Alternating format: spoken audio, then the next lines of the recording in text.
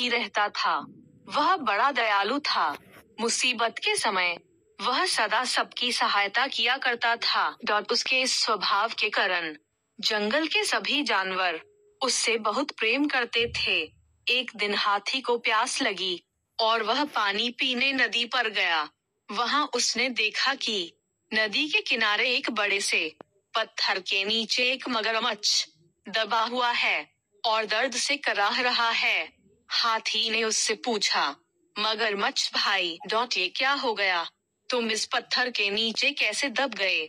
मगरमच्छ ने कराहते हुए उत्तर दिया, क्या बताऊं हाथी दादा, मैं खाना खाकर नदी किनारे आराम कर रहा था।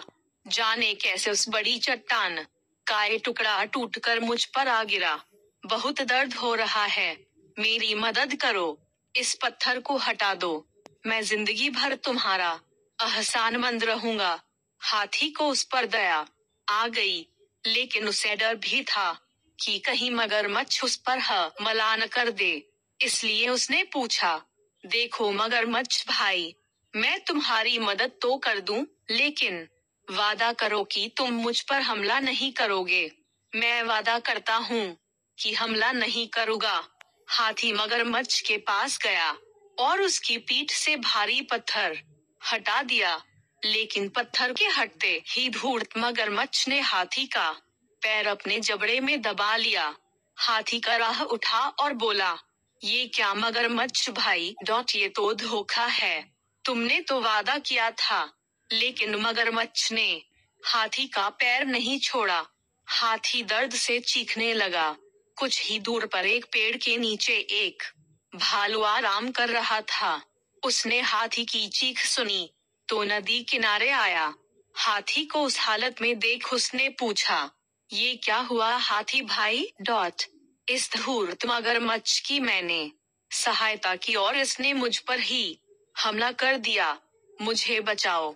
हाथी ने कराहते हुए मगरमच्छ के पत्थर के नीचे दबे होने की सारी कहानी सुना दी। क्या कहा? ये मगरमच्छ पत्थर के नीचे दबा था और फिर भी जिंदा था। मैं नहीं मानता। भालू बोला, ऐसा ही था। मगरमच्छ गुर्राया और अपनी पकड़ हाथी के पैरों पर मजबूत कर दी। हो नहीं सकता। भालू फिर से बोला, ऐसा ही था भालू भाई। हाथी बोला, बिना देखे तो मैं नहीं मानने वाला। डंडा मुझे दिखाओ तो जरा कि ये मगरमच्छ कैसे उस पत्थर के नीचे दबा था और उसके बाद भी जिंदा था। हाथी भाई, जरा इस मगरमच्छ की पीठ पर वो पत्थर तो रख देना, फिर उसे हटाकर दिखाना। भालू बोला। मगरमच्छ भी तैयार हो गया। वह हाथी का पैर छोड़कर नदी के किनारे चला गया। हाथी ने वह भारी पत्थर उसके ऊपर रख दिया। मगरमच्छ भालू से बोला, ये देखो, मैं ऐसे इस पत्थर के नीचे दबा था। अब यकीन आया तुम्हें? इसके बाद हाथी ने आकर पत्थर हटाया था। चलो हाथी, अब पत्थर हटा दो। मगरमच्छ बोला, नहीं हाथी भाई, ये मगरमच्छ मदद के काबिल नहीं है।